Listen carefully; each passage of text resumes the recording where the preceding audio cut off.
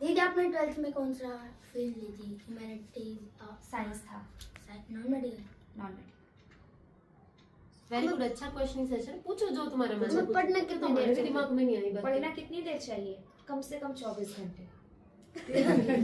और ज्यादा से ज्यादा?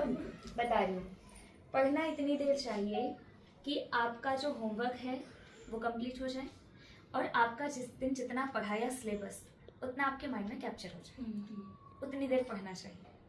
जिस दिन का सिलेबस है उस दिन वो पूरा आपका, कल के लिए कुछ छोड़ के ना रखना पड़े। ऐसी कंडीशन ना रहे कि क्लास में टीचर की डांट पड़ सकती है, ऐसी कंडीशन ना रहे कि दूसरे दिन नोटबुक चेक होगी तो हमारा इनकम्प्लीट मिले।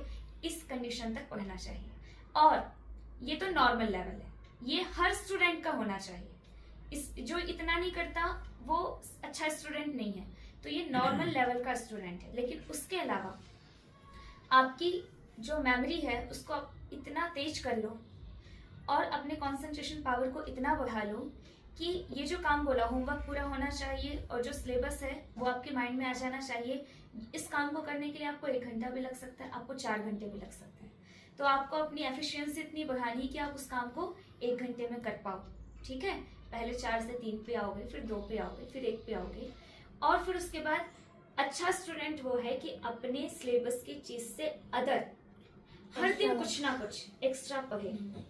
वो कोई भी फील्ड हो सकती है, वो आप पॉलिटिक्स के बारे में पढ़ो, वो आप बिजनेस के बारे में पढ़ो, वो आप एग्रीकल्चर के बारे में पढ़ो, आप जीके पढ़ो, वो आप स्पिरिचुअलिटी के बारे में पढ़ो, आप वो मेडिकल के बारे में पढ़ो, कोई भी चीज थोड़ा थोड़ा थोड़ा थोड़ा, वो आप करंट अफेयर्स जानो, कुछ भी हो। मैं पढ़ता हूँ। पढ़ते हो? बहुत अच्छी बात है। और दिमाग तेज की बात शुरू हुई थी ना, तो सुबह जल्दी उठना चाहिए, एक चीज। दूसरी चीज योगा करना चाहिए। और योग में भी अगर आपको दिमाग तेज करना है तो सबसे अच्छा होता है अनुलोम विलोम प्राणायाम और भ्रामरी प्राणायाम। मैं बताऊं, जब मैं पतंजलि योगपीठ में शुरू में आई थी ना, तो हमारी पढ़ाई संस्कृत की है। तो हमें संस्कृत के सूत्र श्लोक याद करने के लिए दिए जाते थे। तो मैं पहले दिन भर में सिर्फ 5 सूत्र याद कर पाती थी, मुश्किल से, और वो भी दूसरे दिन सुनाते टाइम बीच में अटक गए। लेकिन फिर जो वहाँ की रूटीन है, सुबह 4 बजे उठना, 9 से 10 के बीच सो जाना। 9 से पहले तो सो सकते हो लेकिन 10 के बाद नहीं सो सकते, ठीक है। और फिर योग करना, यज्ञ करना, और मतलब लाइफस्टाइल, आपका दिमाग, आप वहाँ पे गुस्सा नहीं कर सकते, आप वहाँ पे किसी को जवाब नहीं दे सकते, आपको जो कहा गया वो आपको पूरा डिसिप्लिन के साथ हर एक चीज़ फॉलो करनी है, ठीक है। आपको गुस्सा आ भी रहा है किसी पे लेकिन आप रिएक्ट नहीं कर सकते। तो ये सारी जो कंट्रोलिंग पावर है ना जो हमारे अंदर आती है, वो उससे हमारी जो मेमोरी है वो भी शार्प होती है, ठीक है। और जो थोड़ा बहुत स्ट्रेस फील होता है, क्योंकि हम अपनी फीलिंग्स को कंट्रोल करते हैं, तो कई बार हल्का सा स्ट्रेस फील होता है, उसको मैनेज करने के लिए हम योग करते हैं, प्राणायाम करते हैं। तो ये सारी चीज़ें मिलकर के ये असर हुआ कि धीरे धीरे धीरे धीरे पढ़ने की जो कैपेसिटी वो बढ़ती गई बढ़ती गई बढ़ती गई।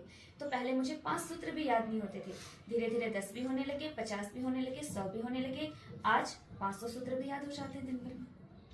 तो ये हमारी ब्रेन की क्वालिटी बढ़ती जाती है। दीदी ये बताओ ना, लर्न कैसे होएगा अच्छी तरह, जो माइंड में बेस्ट है अच्छी तरह? क्या कह रहे हो? लर्न हो जाएगा, वो भूल जाता है बार बार। एक तो टाइमिंग, अगर हम शास्त्रों के हिसाब से देखें, आपको अपनी हैबिट चेंज करने में वैसे थोड़ा समय लगेगा, लेकिन सुबह 3 बजे उठ करके 4-5 बजे तक जो आप पढ़ते हो वो तो अच्छे से आपकी मेमोरी में फीड होता है। दूसरा, यदि आप पढ़ते टाइम 10 चीजें सोच रहे हो, बार बार ध्यान इधर उधर जा रहा है, तो आपका पढ़ा हुआ भी आपके दिमाग में बैठा नहीं रहेगा। तीसरी चीज, अगर आप जब भी पढ़ाई करने जाते हो तो पहले अपने माइंड को इंस्ट्रक्शन दो कि मैं अब पढ़ाई करने बैठ रहा हूँ। तो अपने दिमाग को बोलो कि अब मुझे पढ़ना है। और फिर जब आपकी पढ़ाई करके हो गई तो फिर आप अपने माइंड को बोलो कि अब मैंने पढ़ लिया।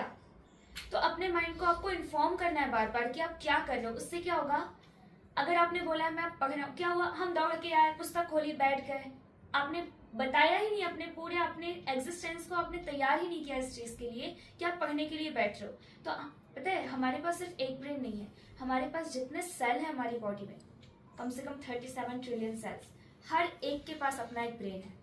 यदि हम उन सब की प्रोग्रामिंग सेट करके रखते हैं तो वो हमारे हिसाब से चलते हैं। नहीं तो कैसे चलते हैं, जो चीज हमारे सामने आई बस फ्लो में उधर चले गए।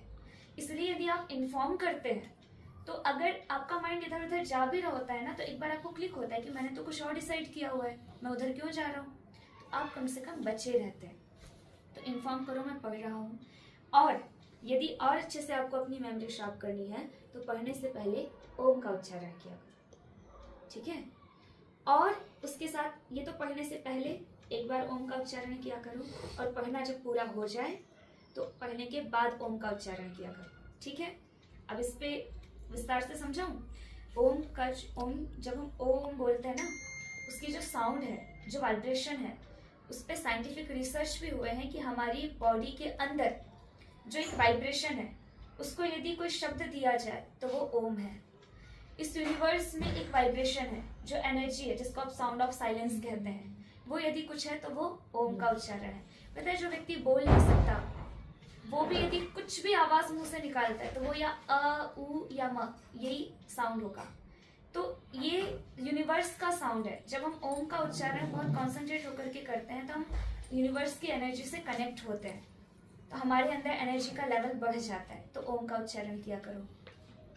और यदि अपनी कंसंट्रेशन पावर और बढ़ानी है तो हर दिन गायत्री जप किया करो। गायत्री मंत्र का जप आता है, गायत्री मंत्र उसका अर्थ भी आता है। हमारे स्कूल में रोज पढ़ने से पहले करवाते हैं। लेकिन फिर एक चीज आती है कि उसका प्रोनाउंसिएशन भी ठीक होना चाहिए, उच्चारण।